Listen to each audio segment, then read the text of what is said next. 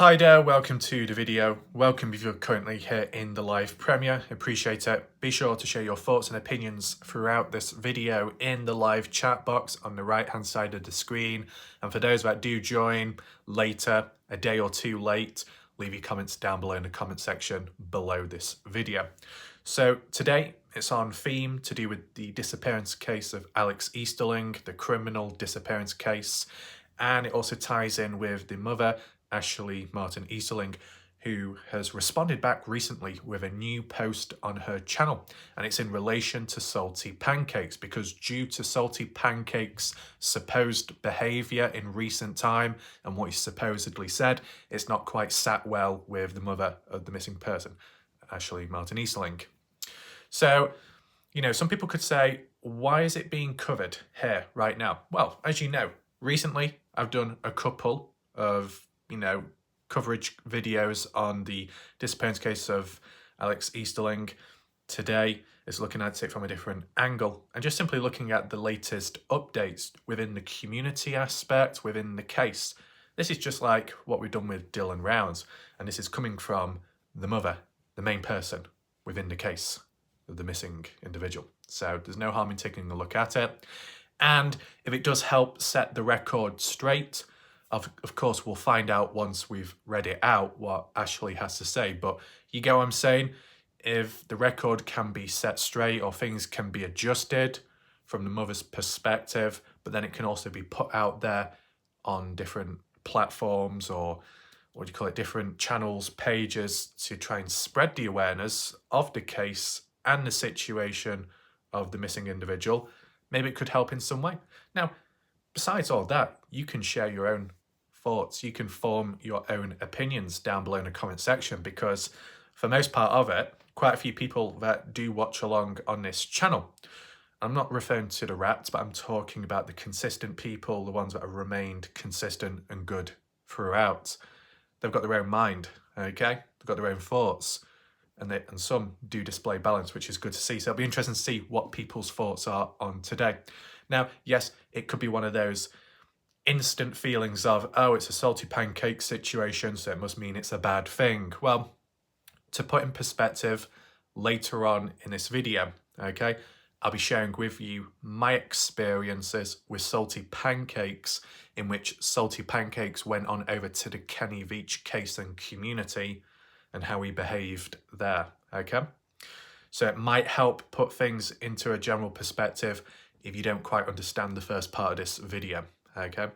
Because maybe people who aren't familiar with this case, they're not going to know the ins and outs of everything, so they still could be a bit doubtful or question this and that. But if you can at least hear it from my perspective, from the other case, the main case, the one I started with on my channel in 2020 onwards and researched from 2015 up to now, I don't know, it might have a better understanding. We'll see how things go, right?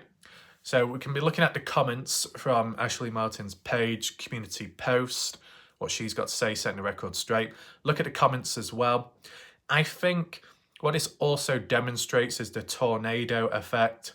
One of many, many key terms I created when it comes to the true crime community, and originating from the Dylan Rounds case.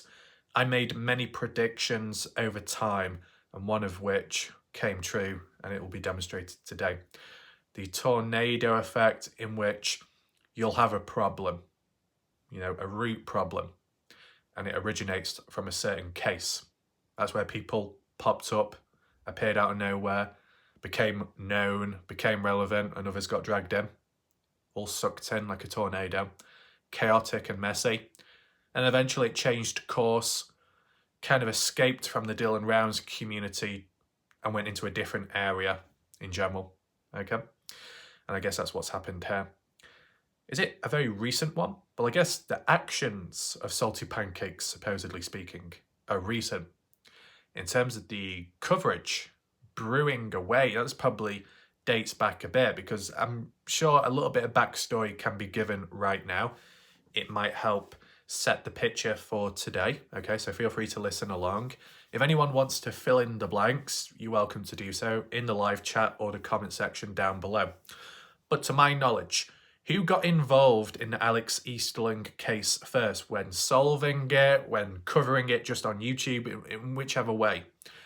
Well, from that Rolling Stone article, it was Jim Terry originally, but didn't quite go to plan, didn't quite work out, and either cut ties literally or just faded off, and then that's what created that absence, that void, but also that dissatisfaction from the mother's point of view, and hence the details explained in the Rolling Stone article, what we looked at previously, and supposedly it happening as well to other family, parents of missing people out there. So there's a bit of a, you could say, a pattern going on there with that regards.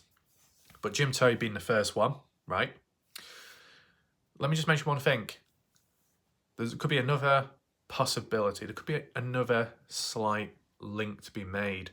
The territorial approach in which some people can become very protective and defensive of their work and coverage on a case. And it's very understandable in a general way of thinking. If you've put lots of time into something, and then over the line, over time, some others come on in, amateurs you could call them, and they may unravel everything you've worked to and put forwards. It could trigger a response. It could cause a bit of frustration within. This is just a general point I'm mentioning. Maybe in some way it could link to the Kenny Veach case, right? Kind of like how, okay, I've covered it for quite some time, and so have a few others. You might get others that come on in, big channels or not, and they don't do the research, and it's disappointing because if these bigger people come on in and they've got an influence, they've got an audience, and they tell the story wrong, portrays the overall case in a different light, the wrong way, and the originals that built the foundations, they're either forgotten about or feels a lack of disrespect, discredited. And yeah, I can understand the frustration there. Does it apply to the Alex Easterling case? That's what I'm trying to put into an understanding, right? You got Jim Terry first getting involved. Thing didn't quite work out with time, as we've seen in the further details. So anyone that comes in afterwards, I can imagine Jim Terry at a certain point could get triggered or make a reference somewhere. Oh, how are all these people getting involved now? Why are they all coming in a certain direction? Well, I started off with Kenny Veach, then I moved on to Dylan Rounds, had no clue who any of these people were. And then eventually, over time, may have picked up on the odd thing or so with some characters. Then what did I do towards the end of the Dylan Rounds coverage? Well, that's the thing. We're not even finished yet in the Dylan Rounds case because there's still the odd few videos to do, such as that map analysis. So can't really say I've ended. But if it came to a point where things were running a bit thin in the waters, what do you do? Well, I went on to the Salty3Pancak3s case. Okay. So there could be claims out there by others, or someone like Jim Terry, who might get a bit territorial of defending a case one participated in the past and then sees that I'm covering it, could say, oh, well, there must be a key pattern between this person and that person, and Kaylee's the ringleader. I don't know. You know, when people start creating conspiracies and all kinds of ideas and claims, and yet when it came to the Dylan Rounds case, I was the last one standing covering it, and still am today. Most other people pissed on off to other cases for numerous reasons, some understandable, right? The tornado effect of people all caught up in the Dylan Rounds case and community have gone elsewhere, and some have gone into the Alex Easterling case community, hence why there's a bit of resistance over there, such as with the Salty3Pancak3s situation, the mother, Kaylee, and some other people like viewers, right? Seems a bit messy. So it ties in line with the effect of the tornado. Bunch of people, one might be the problem, or a couple, and it goes in a certain direction, which then can devastate, cause destruction. It can ruin reputation of someone. It could make a mockery of a case. It could cause confusion, all kinds of mess. If we've seen it within Dylan Rounds, I was putting forth what's the chances of it happening again elsewhere, right? But I was also pointing out at a previous time that, okay, the creator, the person on the top of the hierarchy can be seen as the problem, but people who are just as bad, if not worse, are the supporters, the audience members that kind of approve of that behaviour. You get what I'm saying? And some stick around, and the those that stick around, the hardliners, they follow wherever the leader goes. And if it's towards the Alex Easterling case, whether it be temporary, long-term, tornado, the damage, destruction can affect yet another case. And it's messy, right? I'm sure people would be sick or not too pleased of that happening again. Oh, here we go again. No, don't worry. It's under control here. It's just simply looking at it from the perspective of the mother of Alex Easterling on what she's got to say in response to the recent situation. And because I've had my own experience in recent time independently, I can apply what I've experienced and see if it compares to here within this case of Alex Easterling, links, similarities or differences, okay? That's why it's important to do, because I've got my own coverage. I've got my own encounters with humans out there. So try and balance it out if possible. But linking back to the timeline of people getting involved, Jim Terry first, call outs over time possibly, whoever it might be that might get involved at a point in time who may have had tension or conflict or friction with Jim Terry, such as in the Dylan Rounds case, kind of like the origins deep-rooted as it branches off. That when I got involved with the Alex Easterling one, I wouldn't even call it getting involved. I just thought at that moment, at that point, well, there's not too much to do with Dylan Rounds. I've kind of reached a bit of a head with Kenny Veach. The other few videos are a bit too deep. So in between, let's do something else. Let's try something else. Make the conscious decision, okay? My decision, my timing, my place, done. We'll do it there. Now, examples. Alex Easterling, Salty3Pancak3s, missing individuals in different areas. But I've kind of, in a way, covered both, in well, more so Alex Easterling in a very brief way, Salty3Pancak3s a bit more deeper, right? But you can get sub-cases you can cover here and there and touch upon briefly. As long as it's done in the right way and appropriately, it shouldn't matter how much or how little you do. If you cover it, that's good enough, right? If it can help spread a bit more awareness, that's good enough. And I think that happened to an extent with the Salty3Pancak3s case and even the Alex Easterling one. Now, I don't know how many people are interested in the Alex Easterling case, because one of the points Salty3Pancak3s threw out there in recent time, highlighting that, oh, because this video of refs underperforms and it's obviously not successful, it's not that good, channel not doing that well. But to put it bluntly, and you know, it's just being very realistic, okay? People on a particular channel such as mine, where do a fair few of the people originate from? The Kenny Veach missing person mystery case. Most people find that case very interesting and mysterious. A missing person, a mysterious environment with a secret cave out there and all kinds of theories and ideas, right? That's the bulk lot of people. Then followed by the Dylan Rounds case up to a certain point in time. It's dropped off since. People have lost interest, okay? I mean, it sounds bad, but you could treat it like a popularity contest, right? It can come down to people's preferences. Not everyone is going to find every case equally interesting. Some people may relate to one more than others, hence why there's a greater focus on that particular one, right?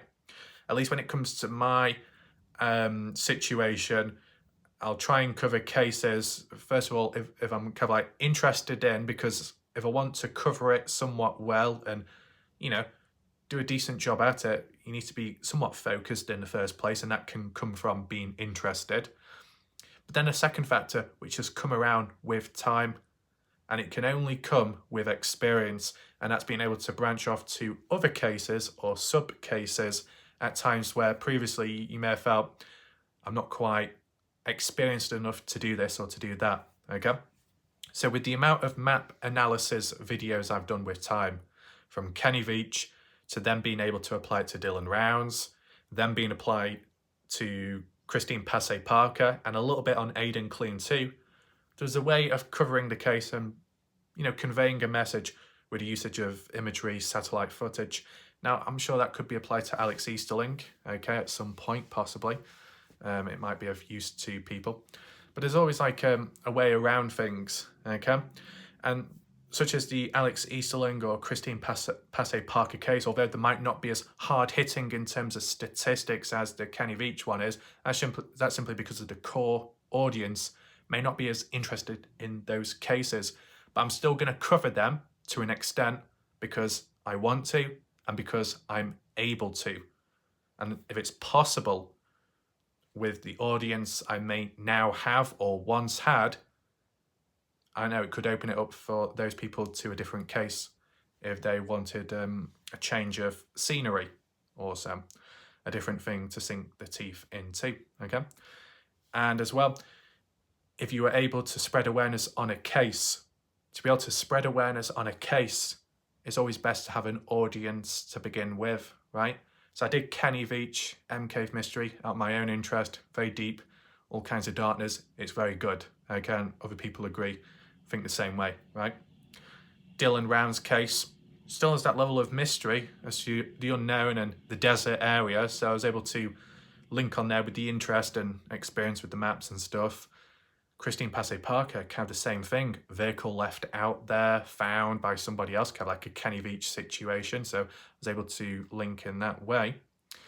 And with time, whilst branching out and out with slightly different cases, going from mystery to true crime, and so on, different environments, different states and places, with the audience already being built with time, it made it easier to spread awareness of other cases because there was already people watching. So then if I did cover something new, then people who may be new to that will then learn. Whereas if you went into a case to say, I'm going to spread awareness of this or that, and you got 0 audience members, then how can you really spread awareness? It makes it a bit harder, right? So sometimes you need to have a bit of bulk behind you to then proceed onwards, okay? And with the linking back to the popularity contest, as said, in general, you got to look at it across all boards. Just about every missing person, when I say just about because it can't be 100% applicable because there might be some implications along the way. I'm just being realistic. But majority of missing cases, just about everyone is equally or should be equally important as to one another. But maybe to how they're treated, that doesn't tend to be the real case, or how they might be covered or conducted, such as by the people within the police and stuff, as we've seen. Okay, so that seems to be a case with the Alex Easterling one, the Dylan Round's case one, and some others with time and in the past. So there's a factor there, which is unfortunate, I guess. But in terms of the popularity contest concept, right? Some cases are just naturally more popular than others. And it's unfortunate, but that's just the way it is. You know, you can't blame people for being interested in one thing over another. It's just the way it is, at least for the online platform aspect, right? There could be every chance that a different platform might be more popular of a case than it is elsewhere. There's that chance, okay? So you got to be realistic, like, okay, you spread awareness, reasonable audience, but also be somewhat realistic to how is this going to reach out to people, okay? Big scale, medium scale, or small scale. It'll probably do something, but no harm in being realistic to the matter, okay?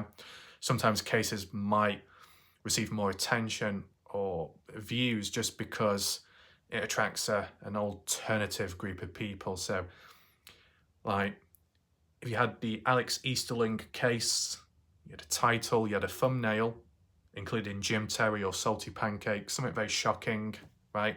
And some other key words. It's going to gather the interest of resistance and alternative audience members and those that are supporters of those people out there. And yeah, it might look like big numbers. You could attract 1,000 people. You could have 1,000 people watching live. Wow, big success in spreading awareness. But is it really? Would you rather have 1,000 people watching live who could be the resistance, part of the problem in this case, or the Dylan Rounds one? Or would you rather have 40 to 100 people watching live who are genuinely interested in the case or want to learn about it? Which one leads to more successful awareness being spread? Awareness spread in which 1,000 people watch who don't really care about the missing person, or 50 to 100 people that do care and want to learn and hear about it? I'd choose the one lesser in numbers, right? So all these little factors in between which can change things about. Like the Kenny Veach case has the numbers, the interest, and to an extent the focus, no question. The Dylan Rounds case had fewer numbers in people, for sure, but the interest was still there and quite strong, and maybe a bit more welcoming and easier to please. And that might sound bad, but easier to please in terms of putting this out there, putting that out there without too much discrediting or too much putting down up to a point, and then after it went downhill. You know what I'm saying? Where does it lie within the Alex Easterling case? Well, I'm not like in a 100% position of competence to say, well, this exactly is how it is, right? You might get some dedicated people to this case who also originated from the Dylan Rounds case too. That could be of some interest. But if there's also the bad eggs that have come along with whatever audiences they've got, and can still conflict this. The Alex Easterling case community, at times, not always, but like in this space, this moment, a small microcosm of maybe what went on in the Dylan Rounds case at a point in time, in which, in the name of the missing person, it's kind of being disrupted by unrelated stuff, okay? Or some nasty behaviour, bad actions could be applied in the missing person case, but it's more driven and motivated from a hatred or a disagreement or a jealousy or some factor which drives them in the first place because of another person covering it. So that timeline, reverting back to that, you got Jim Terry first, then who do you have? Salty3Pancak3s, not just recently, but I believe it was during the time of the Dylan Rounds case, because during the time of the Dylan Rounds case, later on in 2022, going into 2023, but probably before 2023, I'm just trying to take in mind when accounts were terminated and not. You remember Salty3Pancak3s?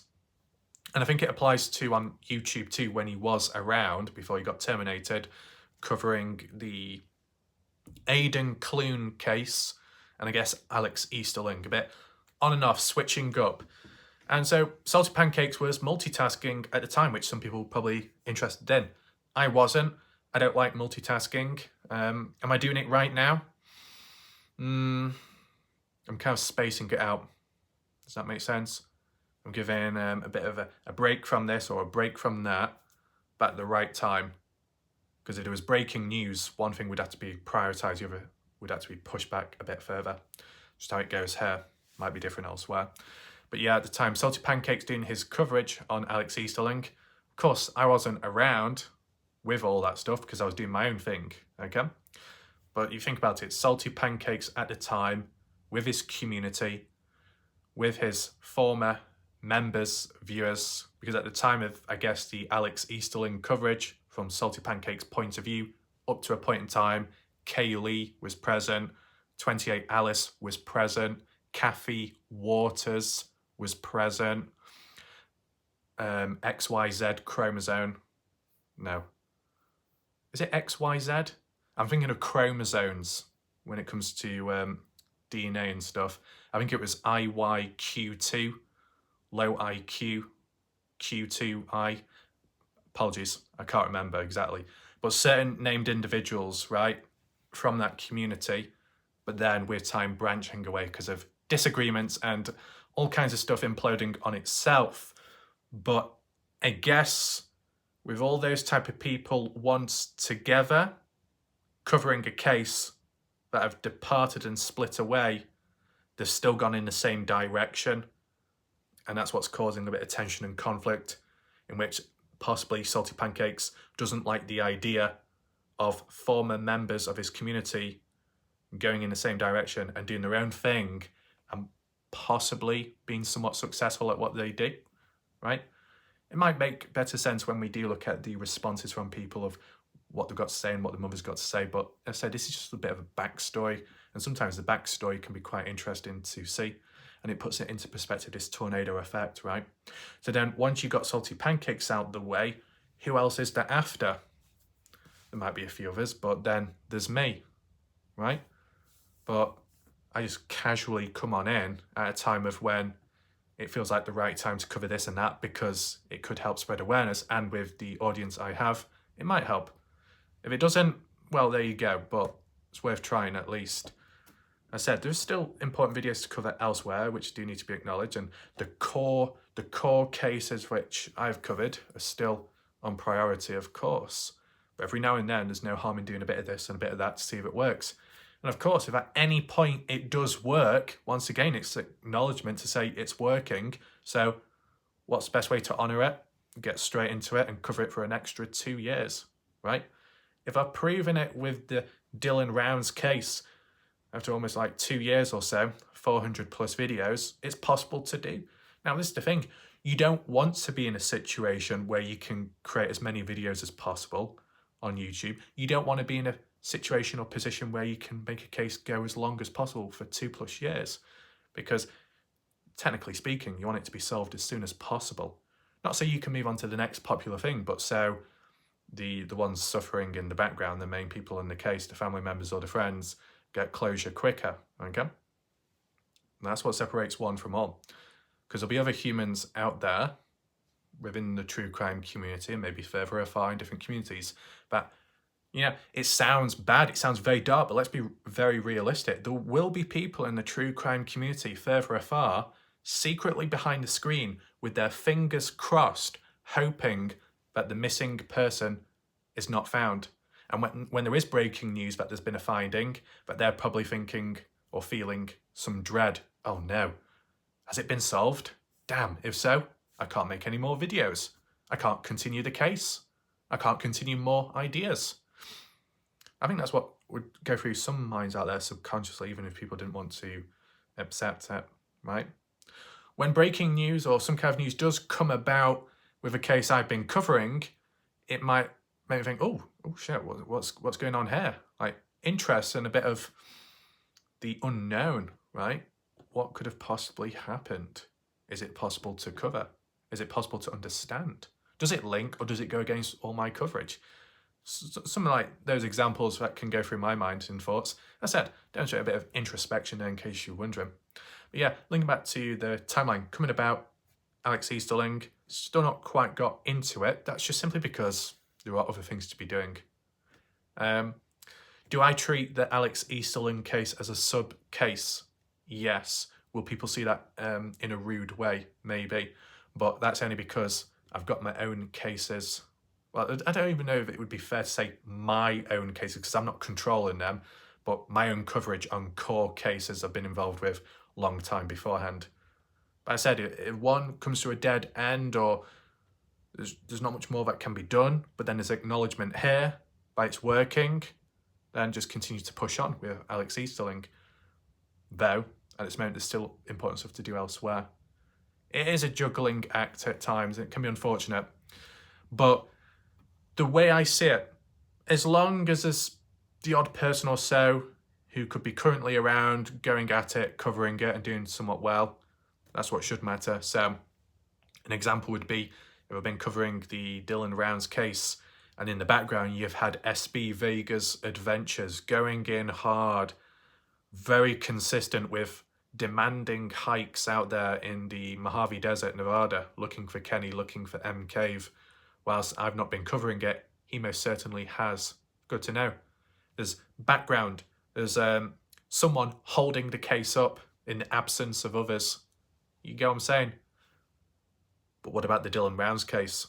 Besides me, there's not really anyone else at this moment I can think of that's holding it up. And you can't expect or demand people to do that because at times there's nothing that can be done, but I feel like there can be something done and I've demonstrated it recently.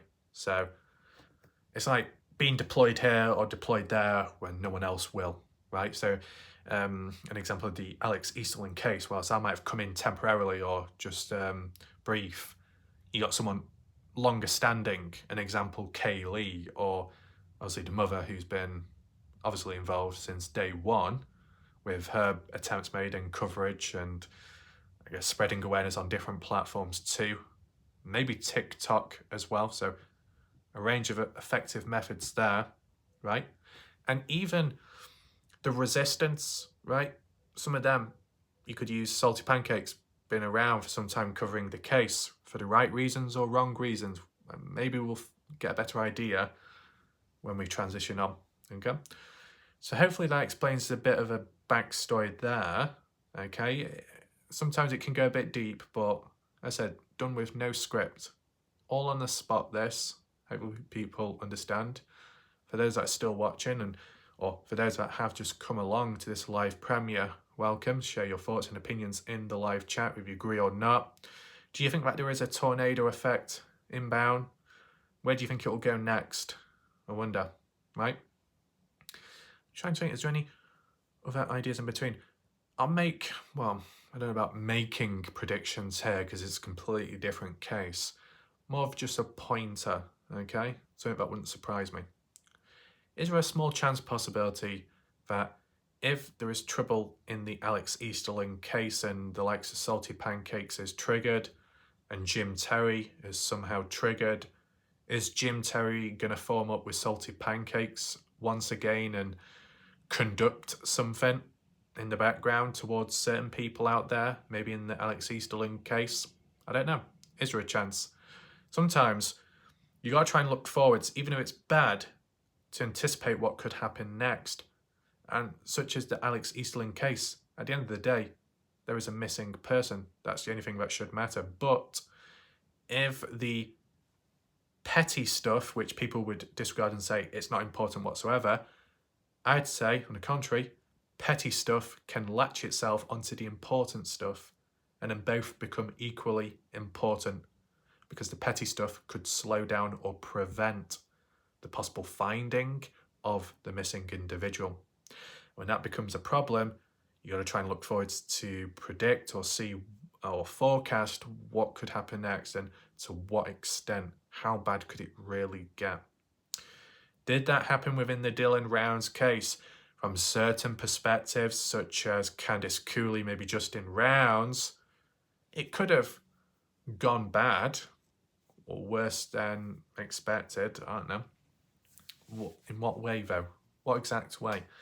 Well, I said, not from me, but what Candice Cooley has mentioned, the likes of Lance Kelly, Ty Corbin, going out there searching whilst it's boots on ground that it's perceived as a good thing, it could harm the case investigation. It could harm a sensitive area where dogs have been previously, things that may have been found or something organised to be searched, dug up, and if others, outsiders, get in the way, they could trod on something they're not supposed to, and it could harm the case. It could harm or damage evidence. You never know. It's always that possibility, right? So it could have gone much worse in the Dylan Rounds case. Some damage was done. Internally, I don't think it was that badly disrupted, because some people would argue it was a mess to begin with, so it couldn't get any worse.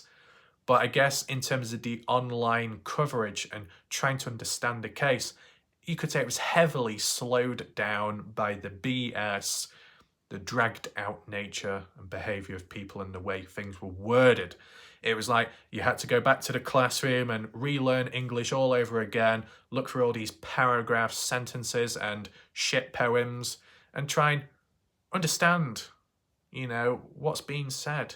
Does it rhyme? Is there a flow? No, not always, because of inconsistency. So you have to break it down, deconstruct it, the words, the meanings behind it. Is it an event? Is it a fact? Or is it a gossiping rumour? Is it an idea, a theory, or a fact? Trying to determine which category it fell under. And because of the way people constructed it in the first place, like cowboy builders, it crumbled afterwards and it revealed its true self, which didn't have much to stand up on in the first place. So I guess it led to a lot of headaches, people scratching their heads raw and maybe hair coming out at some point. In the end, it kind of cleared up a bit. Example being the coverage I've done in recent time. It's not been as messy, has it? But besides the odd few people, maybe it's not been as overwhelming for some in the chat, which could be considered a positive. Comes and goes, and like weather. At this moment, it's within the Alex Easterling. Are we in the early stages of the disaster or halfway through? I'm not quite sure because I've only just come along, right? If people want to add in a further backstory, you can, right? If there are people currently present or watching later that have been involved in the Alex Easterling case, you know, if you've seen, witnessed, been on the receiving end of toxicity, damage, intentional disruption, distractions, whether it be in the chat, on other channels, or if it's something more internal to the case, feel free to fill in the blank spots down below. It could help with a better understanding from those. And just in general, you want to share your experiences, you can, okay? Because I'm going to be sharing my experiences later on, so make sure to stick around for that. But without further ado, that was just the intro of this video. 35 minutes, oops.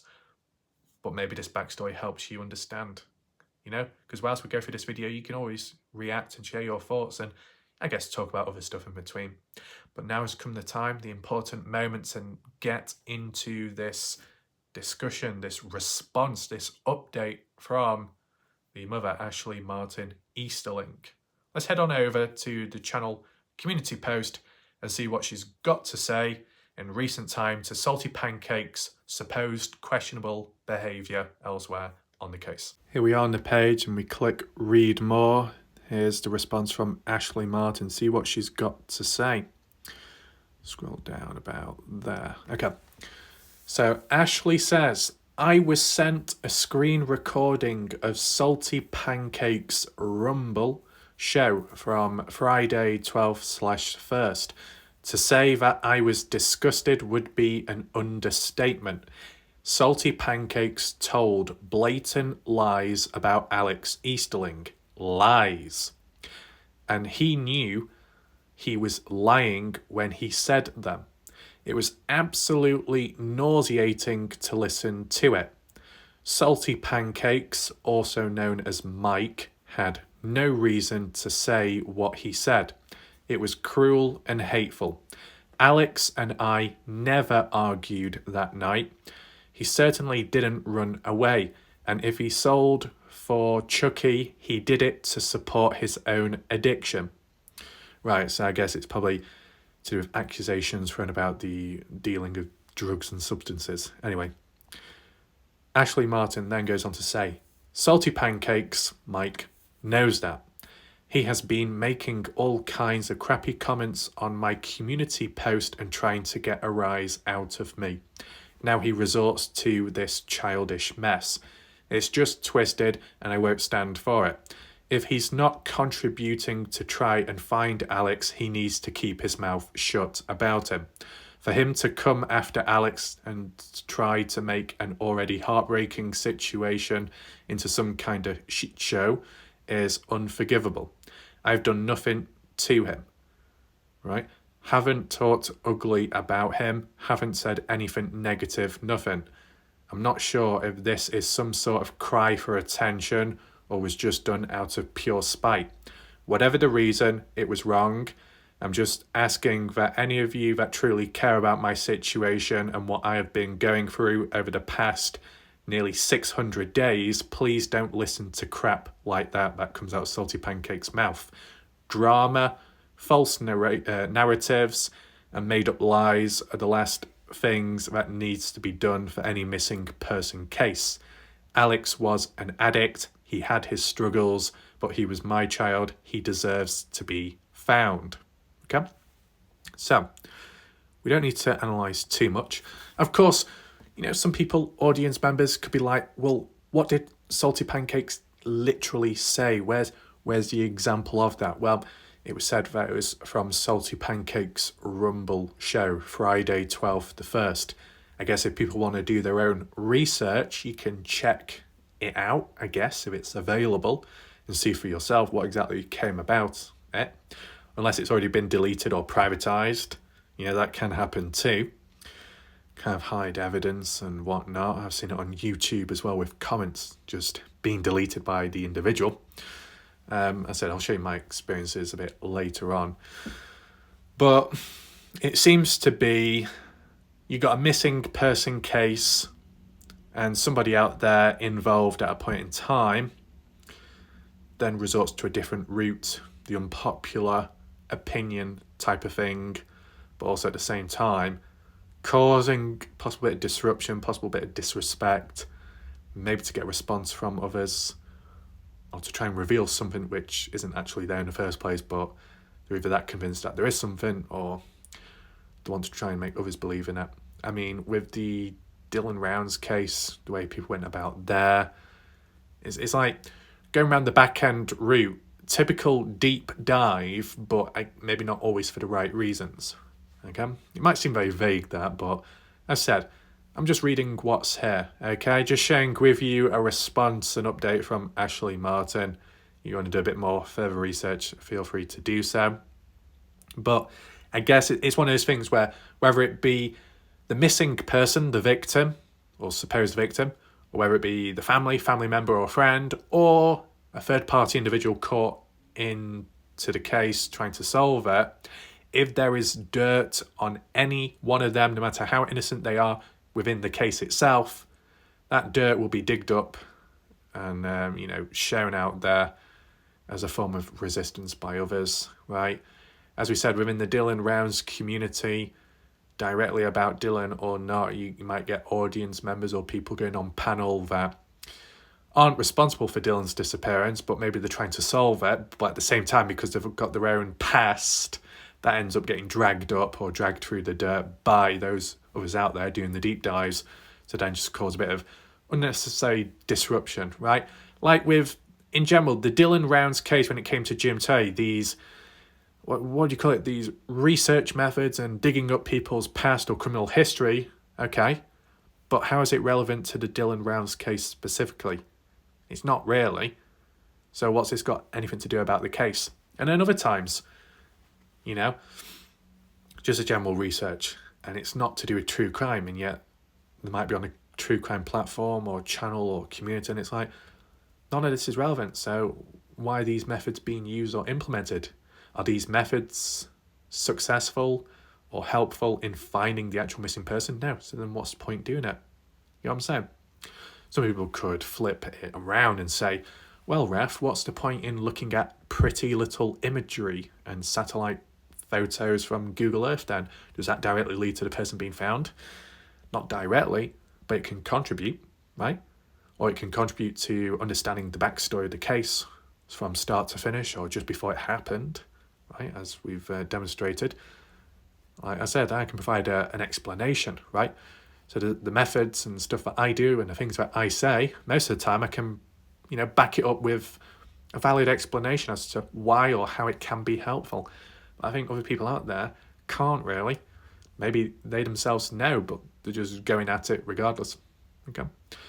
Well, with that being in mind, let's just check the comments out and see what people have had to say in response to maybe make sense of why Pancakes has supposedly been acting the way he has. Alright, so lower down, of course, got the comments and also the tagged section by Ashley Martin to spread the word out there, tagging Kiana, who was once on Salty3Pancak3s channel during the Dylan Rounds case, and Aidan Clune, I believe.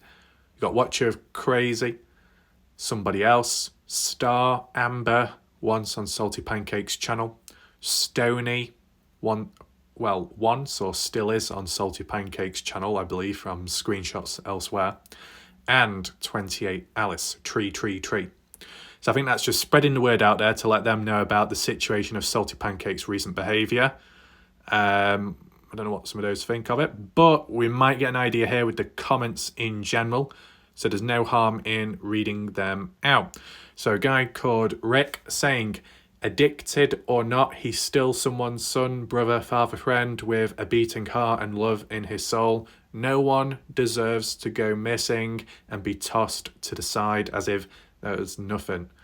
I'm sorry, Ashley Martin, and I pray that you get justice, my friend. Always rotting for you and your family. Never heard that word before. Then we've got Kathy Waters with the caps lock turned on, capital letters, God. I do hope everyone takes this to heart. This man is sick in the head. Well, in the eyes of people out there, some people could say that Salty3Pancak3s is sick in the head. But let's just remember, that there's a range of people that once supported that supposed sick individual. Okay? So it's always worth acknowledging the past as well. Okay? When it comes to my past, there's not much there in terms of the YouTube aspect because I've not bowed down, neither have I appeared on really any other panel out there when it comes to the true crime aspect. So there's not really much to refer to there, which maybe some people could say is a bit boring and bland, but it's just how it is, right? Some people have a longer past history than others. Just one of those things. We've got Boo B. I don't know how you said Boo B. Oh shit! Sorry, I shouldn't have said that. B. Just call him B because I've got a profile picture of one. Right. I remember this person. They've been on the channel of mine recently. So they say, honestly, I didn't even know he was still posting videos until a few nights ago. Hopefully more creators invite you and Kaylee onto their channels to keep Alex and his case spreading throughout all forums in the internet. I mean, strengths and weaknesses to every case. Some can be more complicated than others. How people react and deal with them can differ too. I think in terms of what Ashley Martin's done from the, I guess, social media aspect in terms of reach with the different platforms, a pretty good job done there. Of course, it can be just as tiring as well because you're trying to get the message across. You want it to be as clear as possible, and you also want as many people to hear about it. There could be a bit of pressure. And then the range of different platforms as well, that can be hard to handle because each platform is unique in its own way. YouTube, you can do long videos, you can do short videos. Both can do well and get the awareness out. TikTok, they've got to be short, they've got to be snappy, more demanding, and as well, more toxic people on TikTok who can come out with pretty, in the eyes of others, pretty disgusting responses, all kinds of darkness and stuff like that. So you've got to be on the receiving end of that at times. And then Instagram and other places, they can be a bit dodgy too. So you want to get the message out there. You want to spread awareness. You want people to learn about the case. But then sometimes you got to deal with the backlash on platforms like that. Balancing act once again. Right, we got Watcher Crazy here saying, long comment, but we'll read it anyway. Watcher Crazy says, as I stated to you, if it is about your child and it doesn't come from your mouth, I pay it no mind. I am not sure why everyone thinks I am with or working with Salty Pancakes because I have been in his chat twice or have been in other chats with him there. Regardless, if someone isn't trying to be a part of the solution, they should not be a part of the problem. My heart goes out to you and you deserve to have your child home. There's a lot more I could say on this whole situation and a lot of it I've said privately to you already. What I find most embarrassing is all of the fighting and drama that people will start to see when they follow the hashtag Find Alex Easterling. Right, we'll refer back to that shortly. It has been right at a month of me being silent about everything, yet even still, here I am being lumped into someone else's drama because I was in someone's chat. It makes me sad that you even have to make posts like this. I often wonder when people will grow up and stop creating drama for content. I pray Alex is found soon and your family gets the answers and closure you all deserve. So, just a brief observation by me. Drama and conflict and how some people out there and audience members can go in a never-ending cycle, whilst it could be seen as constantly making the same mistakes, some can benefit from it. At the end of the day, one of the reasons to why people go in a constant cycle is because they treat one another like a life support machine for as long as that person's living and breathing and vice versa. And as long as that back and forth tennis match type nature can go on in words and messages, a slanging match, then it works for them. But, the ones that are caught up in the middle of it who don't quite see the certain reality, I don't know, it can be a bit messy. I mean, there's been a couple of people on my channel with time and consistent viewers that have picked up on the patterns very early on and they've said what they've said, that it's all planned. You know, it's all planned in the background, coordinated. But certain breakups or dissolvements of communities done on purpose and then rebuilding in the background elsewhere. And just, yeah, I don't know how else you'd word it. But to refer back to Watch Your Crazy's point about the embarrassing part is the hashtag find Alex Easterling.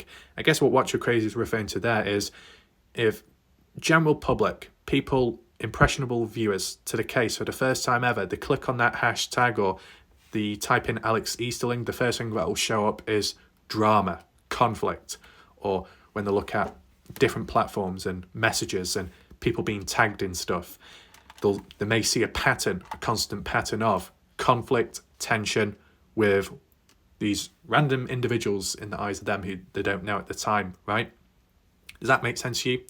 Kind of like how if people got involved in the Kenny Veach case, right, and they clicked on the hashtags, it'll be coming up with UFOs, aliens, reptilians, portal, hidden cave, multi-dimensional reality, awakening, 4D vibrations, ascending the higher realms.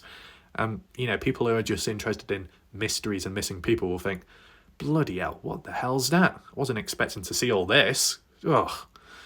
That could be someone's same reaction to the Find Alex Easterling case. They care about the case. They may relate. They want to learn about it. They may want to solve it.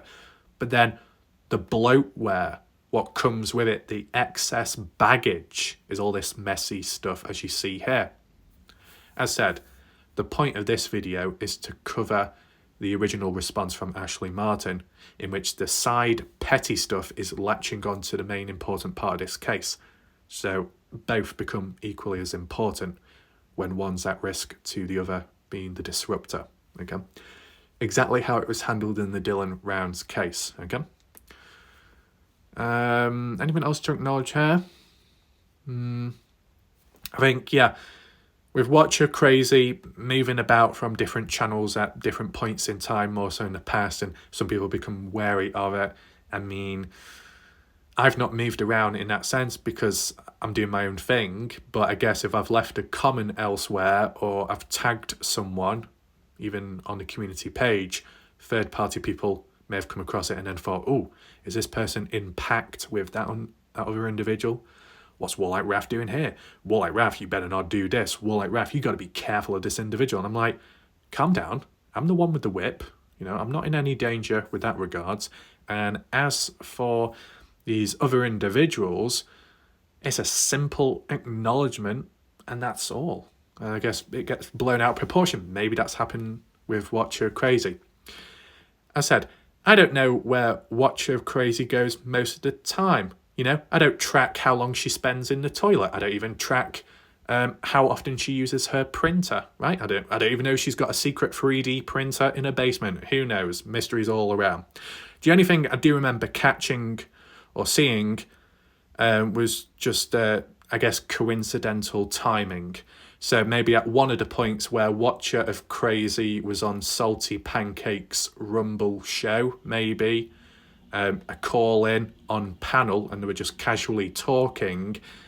I guess it coincided as a coincidence as to when Salty3Pancak3s labelled me a trafficker and all the, you know, false claims, defamation, serious false accusations with zero proof, and at the same time of when Salty3Pancak3s used fake alternative accounts and even created an impersonation account of me on YouTube, which things got messy. It was by 28 Alice? Was it by Kaylee? I can't remember now. That confirmed that Salty3Pancak3s was behind it. I don't Watch Your Crazy. Do you remember that moment? It was a bit weird, wasn't it? Let me know, Watch Your Crazy, to what you think about that time where Salty3Pancak3s labelled me a trafficker, created the false impersonation account of me against YouTube TOS. I think it coincided at the same time. Unfortunate coincidence. And I think that's the thing, Watch Your Crazy, when it comes to unfortunate coincidences out there, different situations with other people. Some like to tie one thing to another, okay? You might do a simple action. you might go elsewhere for a change of scenery. You might reach out to a different person. But if that different person is caught up in something else with another individual, then that other individual ends up seeing you getting involved with that person. Then it's like some weird triangular format of these calculations going on in the background, which are just simple coincidences, but it's being made out as something much deeper when it's not. Okay? There'll always be some side factors which could counter it, but yeah, a little bit messy. But I think what Watcher3Pancak3s is referring to here, besides her own experiences where things can get messy, is the likes of the Alex Easterling case. Once again, another missing person, important case that needs to be solved just like all the others.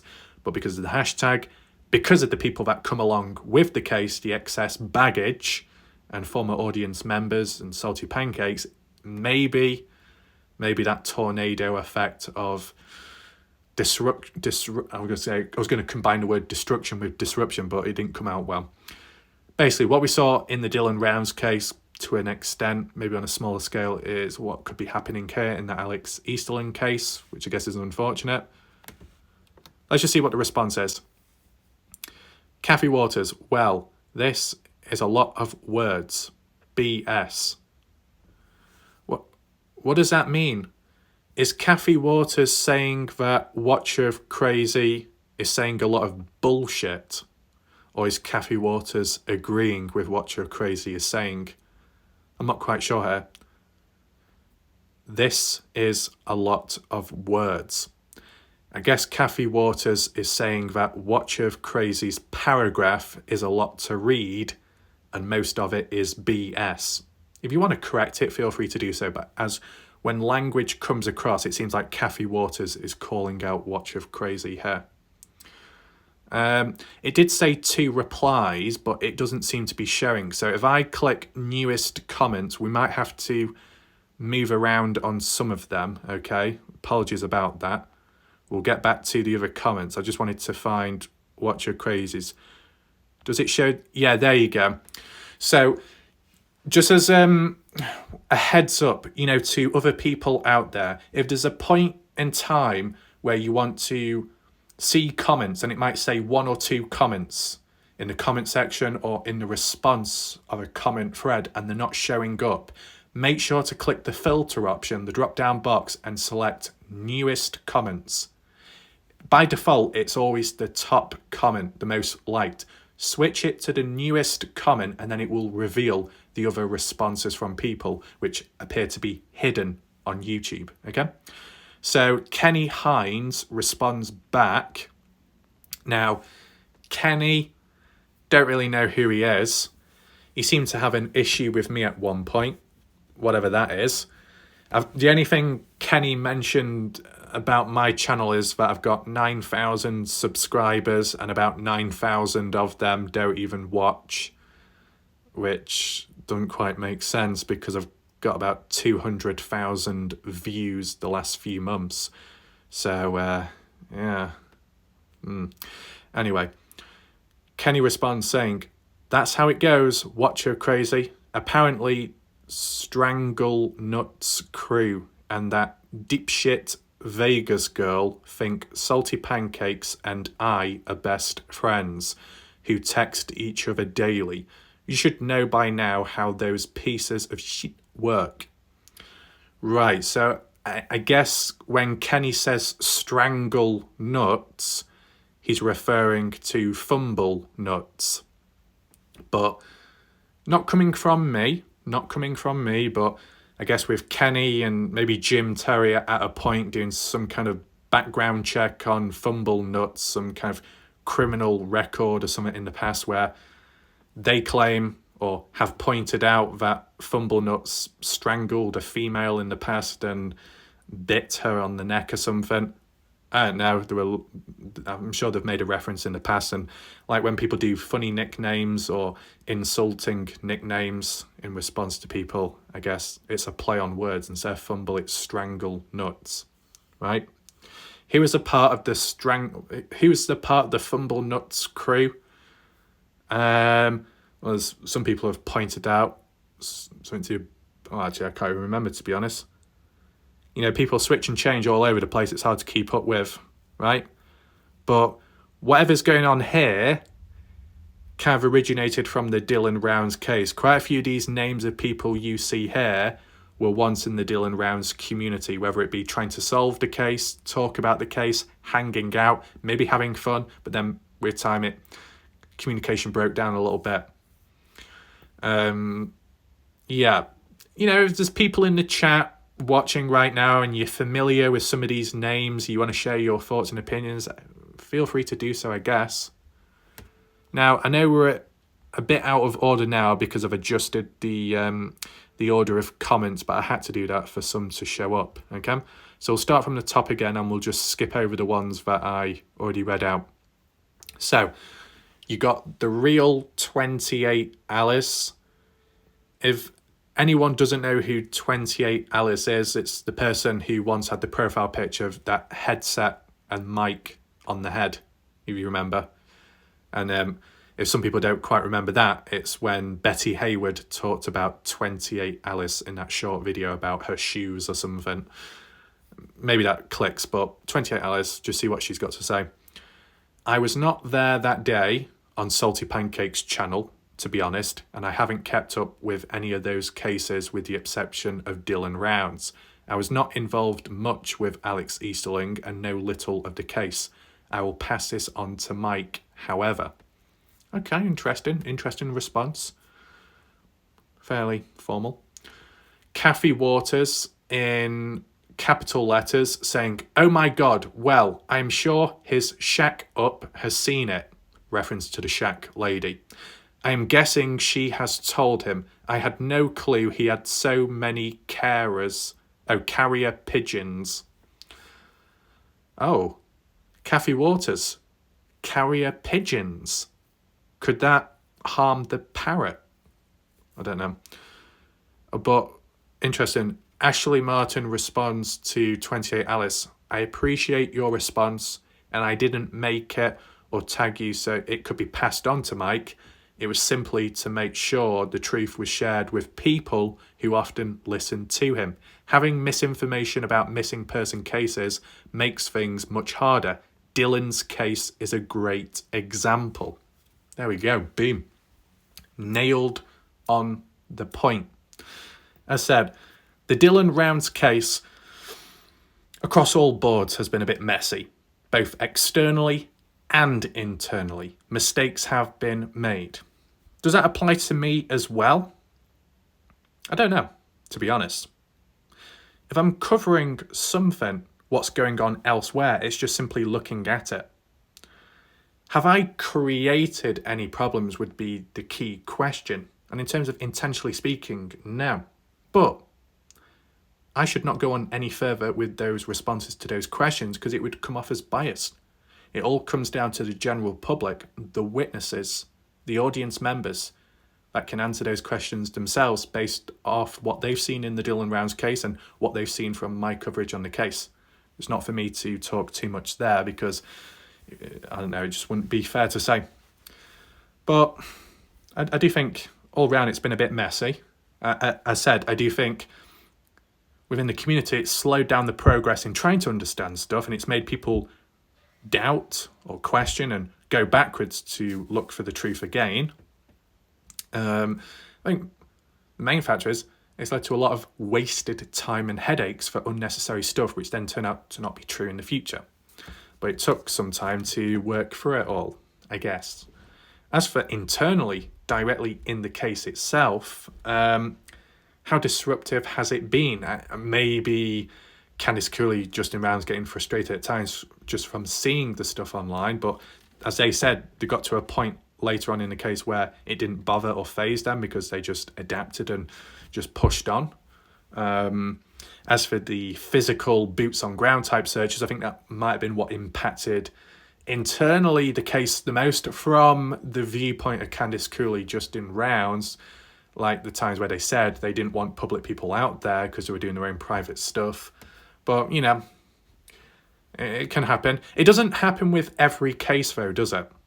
Not every case is toxic or disruptive, just some.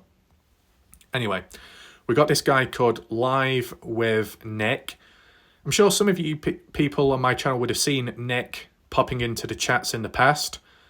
at least from my experience, never caused any trouble. So shout out to Nick, who's been on the Dylan Rounds community in the past. I do remember Nick recently thought I had breast implants, but I don't have any, which is, I guess, disappointing to some. Might feel a bit deflated after that, but it's just one of those things. I think Nick also said that Fast Eddie gave him something, and asked me if I could as well, but, you know, we don't do second day delivery. What? I don't know. But let's just see the responses. Nick, first of all, says, nobody believes that nonsense from Salty Pancakes. Reminds me of something another drama channel would say, unfortunately. Two of a kind. Kathy, who? I know. FJT, FMT, I don't know what they mean. Live with Nick, again, lol. I guess Live with Nick is either referencing Bob Farrell's channel or Jim Terry's, even though, as for YouTube, Jim Terry doesn't really have an established channel anymore. So it could be either Bob Farrell or Jim Terry there. So you see, like, a lot of reference points to all these people, okay? Anyway, Bell V says, I seen it, can tell was lies. It is absolutely disgusting. Conspiracy crap as usual. I don't know what right anyone has to assume and make ugly statements. Right, we've seen Rick's comment before.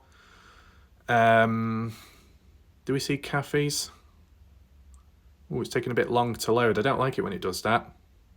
Maybe it can't handle Kathy Waters' capital letters. I don't know. Did we read this one out? We'll read it anyway. Kathy says, Ashley, I know why he did all that trash. It's so simple, to hurt Kaylee. He can't stand that Kaylee is doing so well and not giving everything to him anymore. She made him look great for a long time. He used her as long as he could. So that seems some kind of like power dynamics situation. I mean, some people have pointed it out with time, suggested that Kaylee was trapped under Salty Pancakes' regime, as with some others as well, and kind of like a Jim Terry situation, unable to escape, unable to think for themselves, because the moment they do so, they get attacked by Pancakes and the hardliners. But then eventually, when things implode and crack, some can slip away with time. I do remember some ex-Salty Pancakes mods that came onto my channel in the past and shared their side of the story as to how they were treated. I don't know if that applies to Kaylee as well, but I can imagine in a general setting in life, that you could be alongside someone, then you part ways down the line, and the other isn't quite pleased with it. How dare you walk away from me? And then find out that person's that branched off is doing a lot better now than before and better than you, but then you feel, I don't like that. That could be an example of jealousy, possibly. Now, there's a couple, the odd person on my channel, and also externally, the Shack lady that said to me and questioned me, saying, Salty Pancakes shows no jealousy at all. Well, once again, from my experience with proof, evidence, screenshots that have clearly demonstrated in previous videos that Salty Pancakes did show a form of jealousy. Just like how a couple of other people have with time who may still cling on to the channel, right? It just happens. Try and document it as best as you can. But this is one important rule you should know or maybe pick up on with time. Sometimes in life, evidence is a waste of time.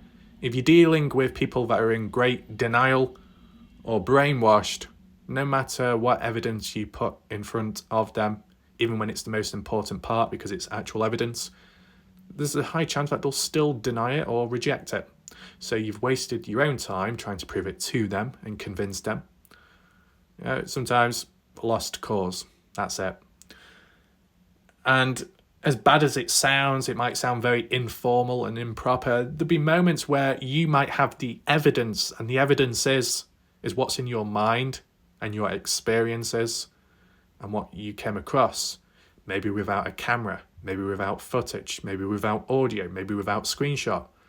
But you've seen it yourself firsthand. Just like how people may see a UFO, but they don't capture it at the time on camera. They try proving it to anyone else, probably get rejected, but they themselves know. And as long as you yourself knows, that's all that's important. If what you know can prevent future problems on yourself, then that's important and it should be acknowledged and implemented, right? But I can understand evidence is needed. It's just, at times, it's hard to get a hold of. And take in mind, this is your funny thing in life. People will tell you, move on in life, keep on going, do this, do that, do whatever. Don't hold on to the past. Don't hold on to grudges, blah, blah, blah. But then, if you ever got in trouble or some kind of conflict with them who issued out that positive quote in the past, now they're saying, oh, why are you accusing me of this? Or why are you calling me out on that? Prove it. Show your evidence. Where's your evidence? I'm not going to believe it until you find the evidence. And you say, well, I don't, because I've kind of like just moved on. And they're like, well, that's not good enough. I want the evidence. So unless you're supposed to track every second of your life and document every millisecond of your life and have endless files in your house looking like a hoarder in which you can prove every moment that someone's done something wrong with evidence, what will happen then? Oh, you'll be accused of being a sado with no life. So it's a lose-lose situation. You either move forwards, you don't bother not documenting because it's not worth the time, it's too draining, and then you get called out for it by that person. And then in a different scenario, by the same individual, if you do document it all, then you'll be accused of having no life and not being able to move forward. So, lose-lose situations like that are equally the same as dealing with a no-hope person, lost cause. It happens. As I said, this can branch off to many different discussions, just like to add on along with the commentary of it all, right? Because it could help people down the line. Did we look at the response there? Oh, there's Nick agreeing. Just flick that off. Right, we saw that one. Kathy Waters with claps. Kathy says, God, I do hope everyone takes this to heart. Oh yeah, we saw that one. Kathy says, Ashley, the lies he was and still telling is why I left. I had no clue that he was lying about everything he was doing. I love you. So that's interesting. So that explains why Kathy Waters left Salty Pancakes channel, because of all of the lies. I can't remember personally.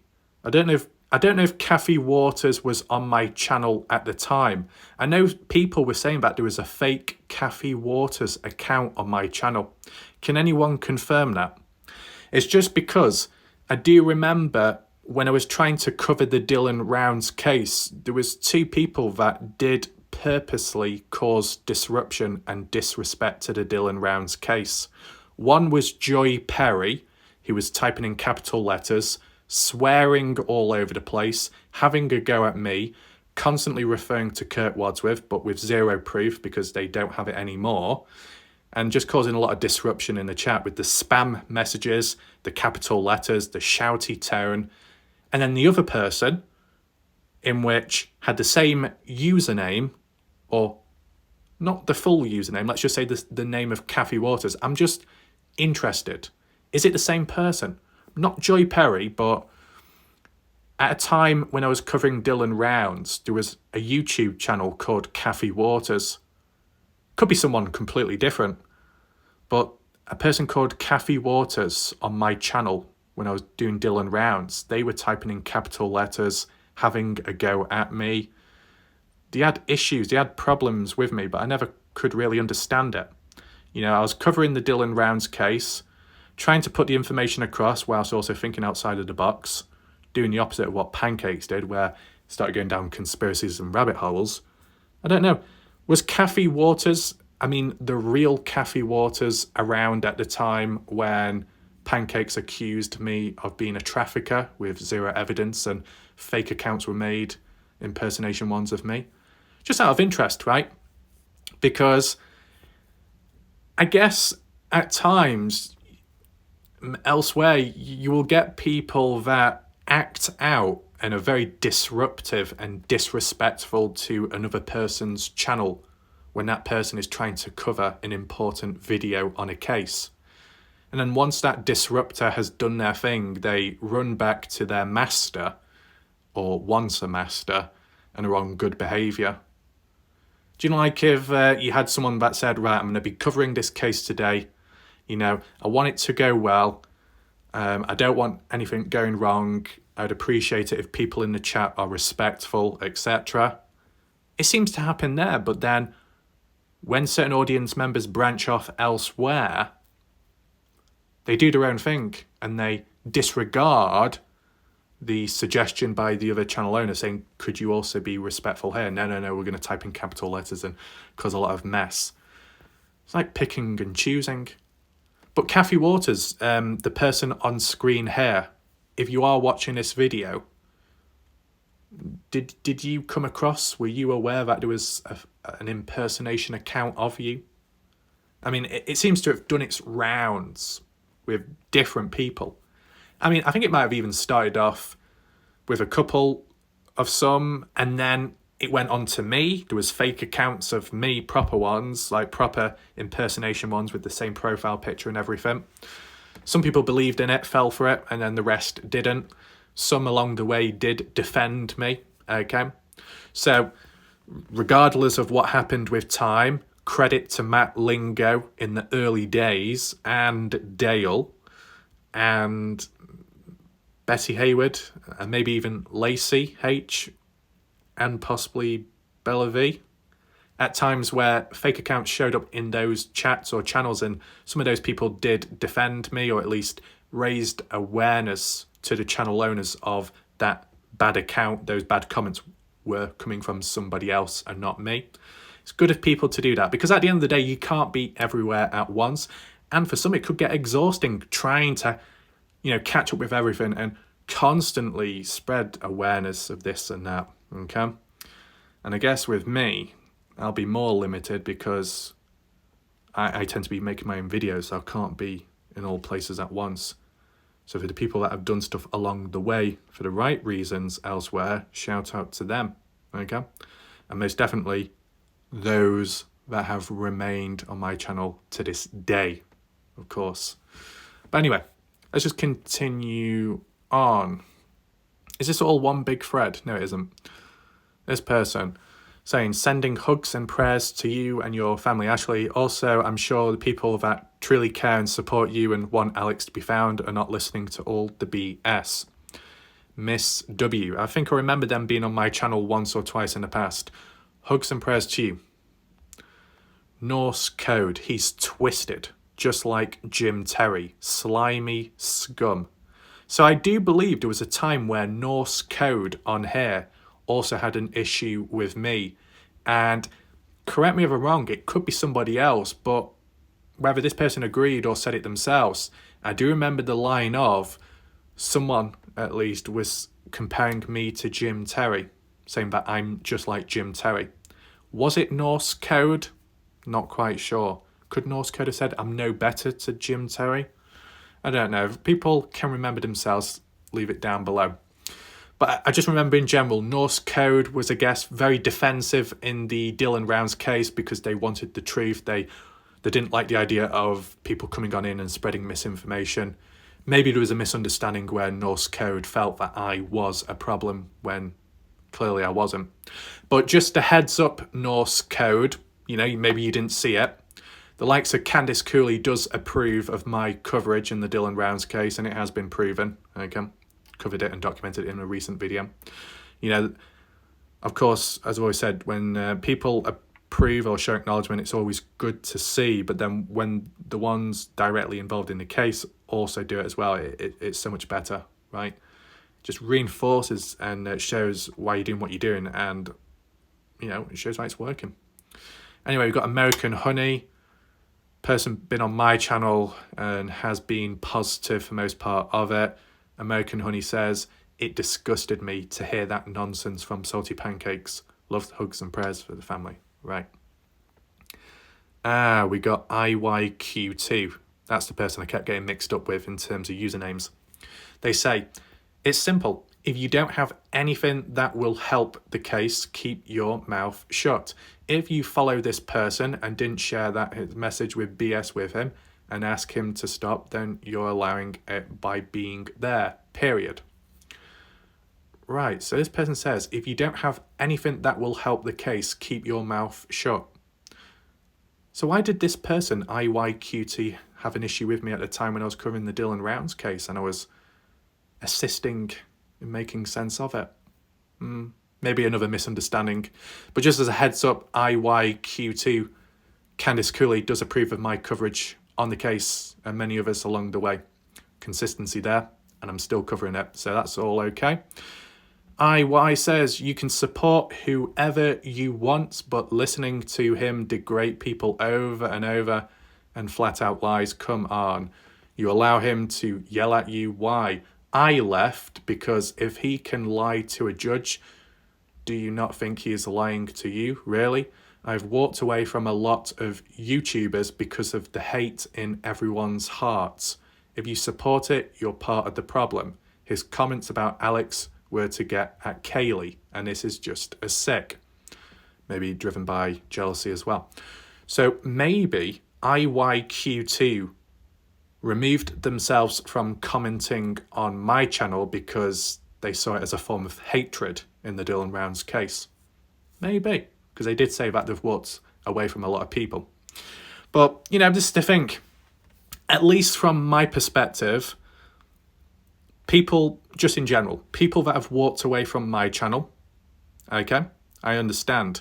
Some walk away because there's only so much they can look, listen, learn to, and then they want to move on. Naturally happens, 100% understandable.